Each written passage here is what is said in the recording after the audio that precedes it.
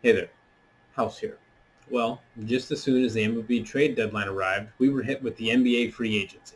And with that, I wanted to dedicate this episode to some of the more notable moves that took place in this year's free agency frenzy. Now, before I get ahead of myself, I do have one omission from my last episode. One trade that I did not mention, but definitely fits the bill as notable for a team that is leading their division and looking to continue their pitching dominance in a deep postseason run, are the Milwaukee Brewers and their acquisition of Eduardo Escobar. Escobar is a veteran in this league that is having another really good year for the Arizona Diamondbacks. The Diamondbacks were far from being competitive this year, so they made the wise decision in moving their first-time All-Star to the Brewers for some prospects. The prospects were a 26-year-old catcher and an incredibly young 18-year-old infielder who was playing in the Dominican Summer League.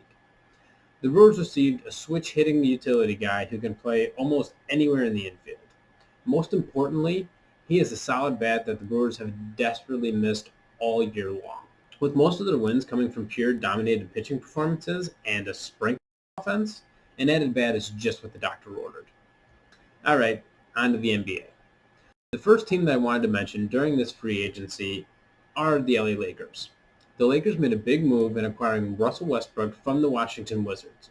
Westbrook, who finished off last season averaging a triple-double for the fourth time in his 13-year career, is set to join his fourth team in 4 years as well. He is set to join aging star LeBron James and Anthony Davis as they begin their quest for another championship. Heading with Westbrook are two second-round draft picks, one in 2024 and the other in 2028. To swing this deal, the Lakers had to send away Kyle Kuzma, Kentavious Caldwell-Pope, Montrezl Harrell, and the 22nd overall pick from this year's draft.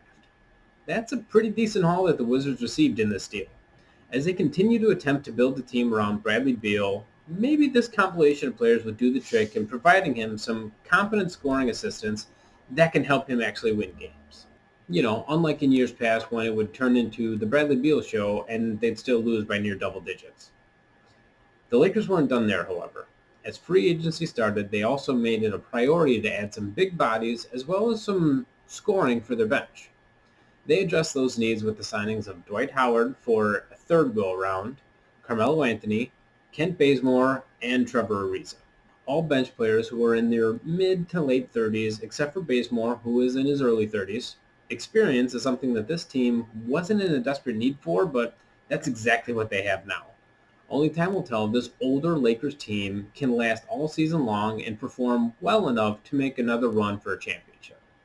Another team that was very active during the free agency were the Chicago Bulls.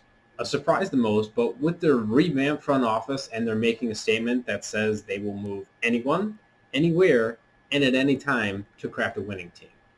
They started with the sign-and trade for the Pelicans starting point guard Lonzo Ball. The Bulls traded away Garrett Temple, Tomas Satoransky, and a 2024 second-round pick and some cash. That's a lot of moving pieces for a 23-year-old point guard, but the Bulls are hoping he can bring some consistent and effective play at that position.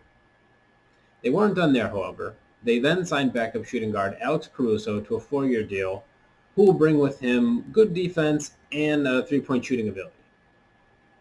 The Bulls also swung a sign-and-trade deal with the Spurs for DeMar DeRozan and a 3-year contract. They sent to the Spurs Thaddeus Young, Al-Farouq Amino, a 2022 second-round draft pick, as well as a first and second-round pick in 2025. That is a high asking price for a player who is getting into the later stages of his career, but the Bulls are hoping that he can remain in good form throughout the season, as he won't be seen as the sole scoring option on any given night. Only time will tell how these new acquisitions will pair with the remaining Bulls from last year's roster. Personally, I think most of the moves were good. The DeRozan move was a little surprising, especially given how much they gave up for him, but if he can play well and somehow still average 20 points per game while being the second or third scoring option in the offense, then hey, who am I to complain? Another player that was on the move was Spencer Dinwiddie, a veteran in this league that got a real shot at playing just a few years back with the Nets and established himself as a true scoring threat anytime he was on the floor. He had a bit of a down year last year, but he is looking to bounce back with a new team in the Washington Wizards. No doubt they're looking for a point guard option that can help bridge the gap that was left with the trade of Russell Westbrook. He'll have 3 years to show the Wizards fan base and front office that he's a prominent piece in their effort to keep Bradley Beal happy. The Miami Heat are another team that made a small flurry of moves to bolster their roster for what they hope to be another deep playoff run. They re-signed their sharpshooting guard Duncan Robinson to a 5-year deal. They also brought along Kyle Lowry from the Toronto Raptors in an effort to have a different scoring option that has some established veteran presence and postseason experience. Also worth noting was the signing and re-signing of both P.J. Tucker, who is fresh off an NBA championship with the Milwaukee Bucks, and Victor Oladipo for a 2-year and 1-year contract, respectively. The 1-year deal is most likely to see if Oladipo can be and stay healthy and provide some backup and possibly starting effort to this team. The last team that I want to talk about are the New York Knicks. They made some moves that may not jump off the page but could develop into a solid assortment of bench players and a possible starter. The bench assortment moves were the re-signings of Nerlens Noel, Alec Burks, and Derrick Rose to 3-year contracts, all of whom seem to have found a home in New York. Then the signing of Kemba Walker to a 1-year show-me deal.